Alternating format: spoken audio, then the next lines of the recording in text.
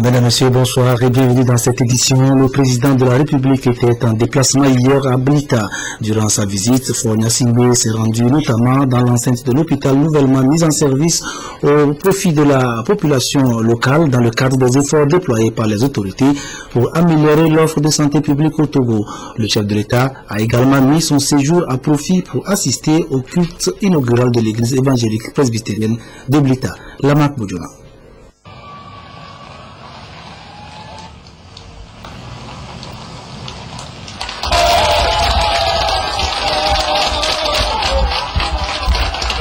Le président de la République, Faure Gnassingbé, tôt ce dimanche matin, était à l'hôpital de Blita.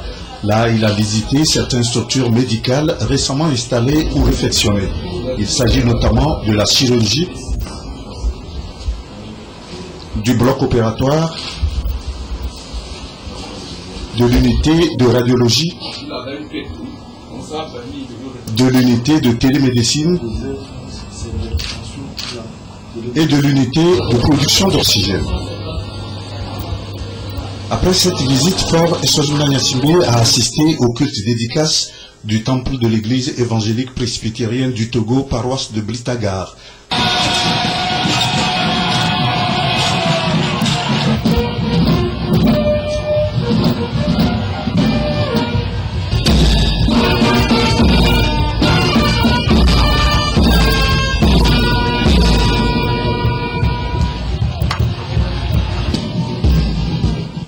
Avant le culte proprement dit, un rituel de dédicace et d'inauguration a eu lieu à l'entrée de cette nouvelle maison de Dieu.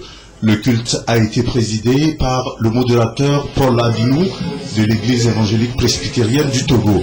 Dans sa prédication tirée de l'Exode 29, versets 43 à 46, le modérateur a évoqué la vie de Moïse et son peuple pour encourager les dirigeants à s'armer de patience dans la conduite des hommes, car selon lui, diriger une communauté humaine n'est pas facile.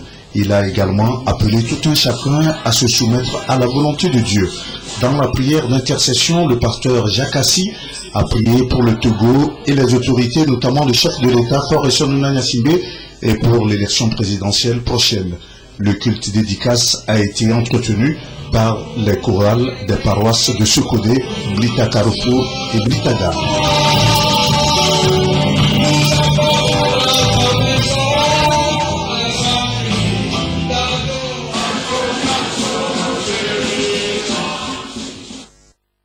C'est toujours dans le même souci d'améliorer les prestations sanitaires au profit des populations du Togo que le président de la République a financé l'achat d'un respiratoire artificiel pour la pédiatrie Saint-Joseph de Bogour dans la préfecture de Tandjouaré. L'appareil a été remis au responsable du centre de santé par le ministre de la Sécurité et de la Protection civile, le colonel Damran Yark, en même temps qu'un lot de médicaments et de vivres également offert par le chef de l'État. Reportage Désiré Aloye. Une cérémonie sobre pour remettre à la pédiatrie du centre médico-social Saint-Joseph de Bogou une enveloppe financière de 6 millions de francs CFA comme frais de commande de ce matériel médical. Un respirateur artificiel, un don du chef de l'État Faure Gnassingbé, accompagné aussi d'un lot de vivres et des médicaments. Un respirateur artificiel, le tout premier dans la région des Savanes, pour renforcer le plateau technique de la pédiatrie. Les responsables du centre, tout en joie, louent le bon Dieu qui a agi à travers le chef de l'État, qui est à l'écoute des populations. C'est un grand geste vraiment de générosité. Il nous a permis d'acheter un appareil, l'appareil respiratoire, qui est très important pour les enfants. Monsieur le Président, vraiment, vivement, du fond de cœur, merci pour sauver tous les enfants qui viendront ici et aussi quelques personnes adultes. C'est une action de cœur du président de la République, a rappelé le ministre Yak Damhan, qui a invité toute la population de Bogou à soutenir ces actions.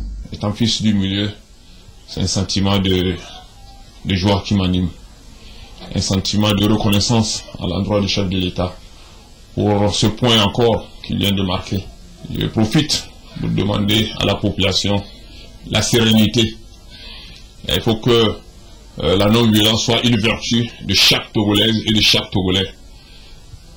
Pour que nous allions à ces élections dans la paix, dans l'apaisement, dans le respect mutuel.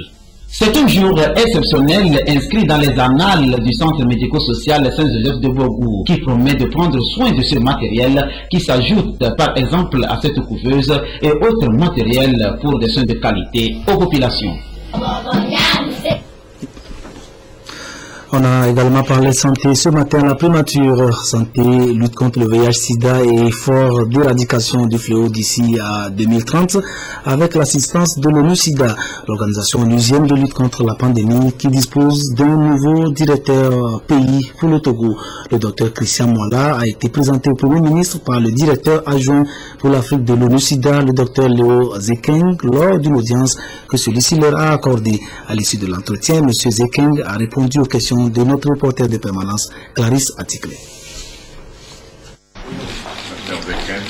Nous avons effectivement rencontré son Excellence le Premier ministre pour d'abord lui présenter notre nouveau directeur pays, le docteur Christian Mwala, qui est le nouveau directeur pays de l'ONU-Sida au Togo. Vous savez que du bureau régional de l'ONU-Sida à Dakar, où je suis directeur régional adjoint, nous couvrons 25 pays de la région Afrique de l'Ouest en matière de VIH-Sida.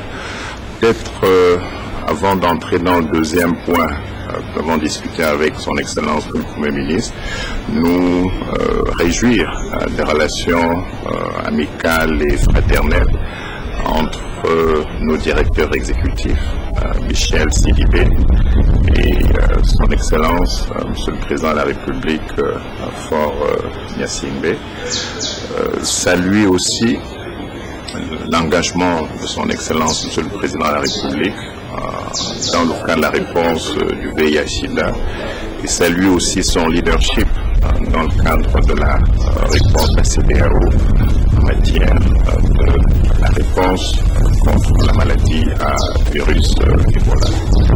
Nous avons avec son Excellence, Monsieur le Premier ministre, discuté de l'état actuel de la réponse contre le VIH au Togo. Nous avons discuté des progrès, mais aussi des difficultés et qui doivent être, avec l'aide des partenaires, adressées pour pouvoir accélérer et peut-être mettre fin à l'épidémie du VIH-Sida en 2030.